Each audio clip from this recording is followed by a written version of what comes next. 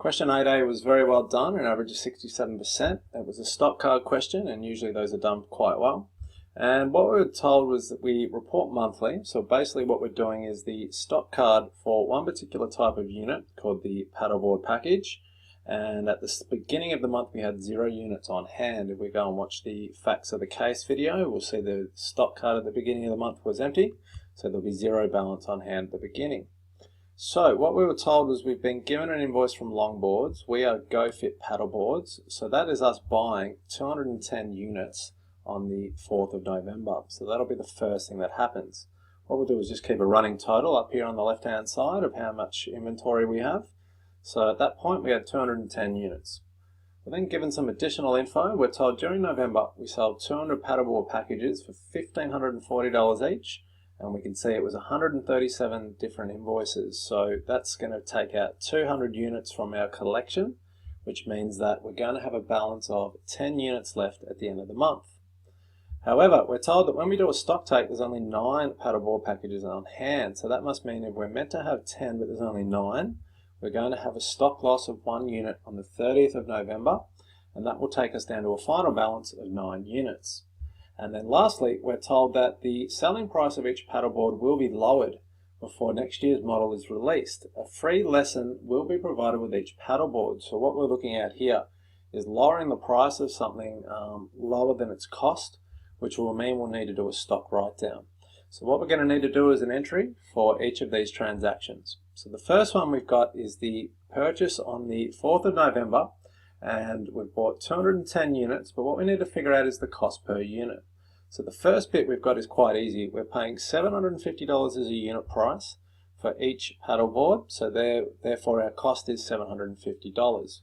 What we want to ask ourselves though is, do we need to include this delivery? So to answer that, we need to go back to a different topic, and that is when we order goods from a supplier, all expenses incurred in acquiring stock and getting it ready in a condition and location ready for sale, they are called cost of goods sold. Now, what we learned in Unit 4 was there's 2 categories of cost of goods sold.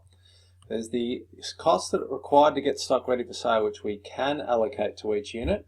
They are called product costs. Now, that is where we use the word product cost, but we just mean cost. How much does something cost? We're just referring to its product cost. Now, for the expenses required to get stock ready for sale, but the ones we can't allocate to each unit, we're going to call those a period cost. We also obviously have our other expenses, all costs required in getting stock from the store to the customer. And so what we're left with now is, well, does this delivery meet the criteria of a product cost? Is it required to get the stock in a condition and location for sale? So I think the answer to that has to be yes. We can't obviously sell this stock until it's been delivered. It's been delivered for $4,200. Is criteria 2 true? Can we allocate this delivery to each unit of stock logically? In this case, on this invoice, we've got 210 units for a total of $4,200. That works out at $20 per unit. Is it logical to allocate that to each paddleboard? Well, given that there's no other stock on this delivery, there's no other products, it seems quite easy to allocate that at $20 per unit. So given that both of those criteria are true, we're going to call that a product cost.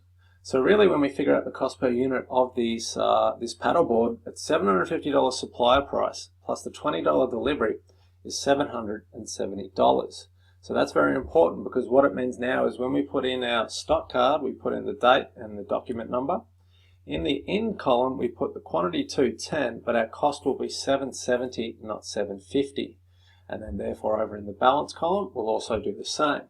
What we'll do in the bottom right hand corner here is we'll keep our running total of how much stock we have at any one time.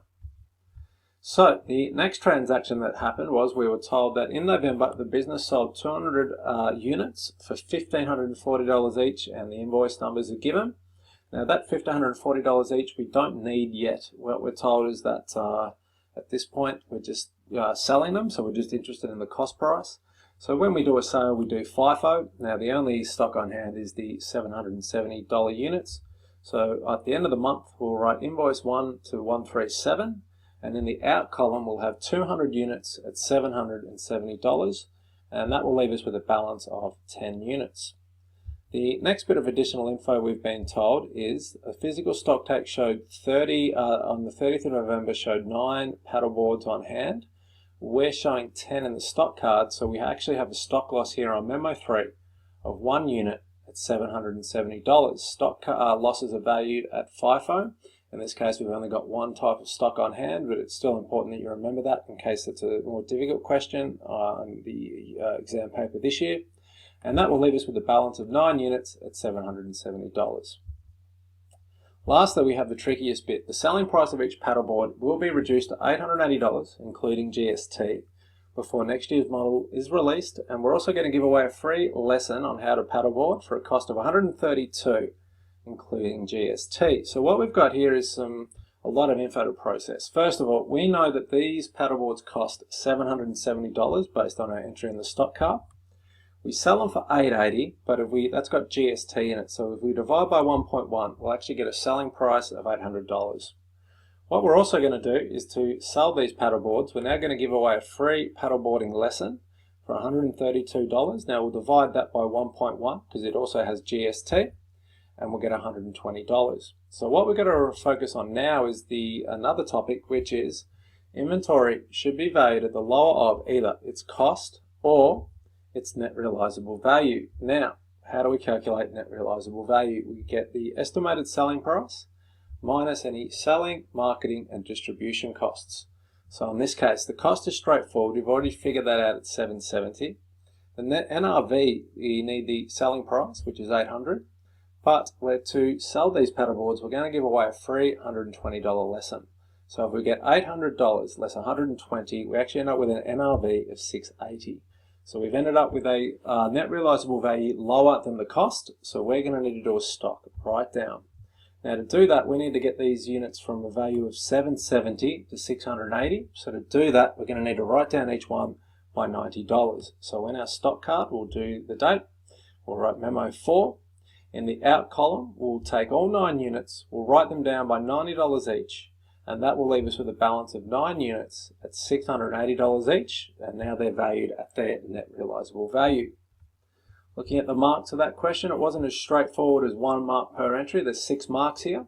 So the first thing we did was have 1 mark for getting the in column right of the initial purchase, but we also had 1 mark for the balance, and that was to reflect that some people didn't product cost that delivery expense, so therefore you got a carry forward mark in the balance column. You got 1 mark for probably one of the easier transactions on the paper, which was just calculating a sale at FIFO. Got 1 mark for the stock loss, and then at the end of the stock card, you have 1 mark for getting the write down at $90. Now that would be different if you valued them at $750 initially. So therefore, you got a carry forward mark in the balance column for that last mark as well. Looking at how this was answered, 4% of students couldn't get 1. I mean, it's always quite low on a stock card question. It's one of the easier questions to answer, and you can see this was answered really strongly at the top end. 23% of students were able to get 6 out of 6, the average being 4. Looking at the examiner's comments, obviously the most common error was forgetting to product cost that $20 delivery fee. And secondly, some students just did not attempt the stock write-down entry fee. Perhaps they didn't understand that it needed to be reported, could have been too difficult, or given that this was at the end of the paper, it could have been a timing issue.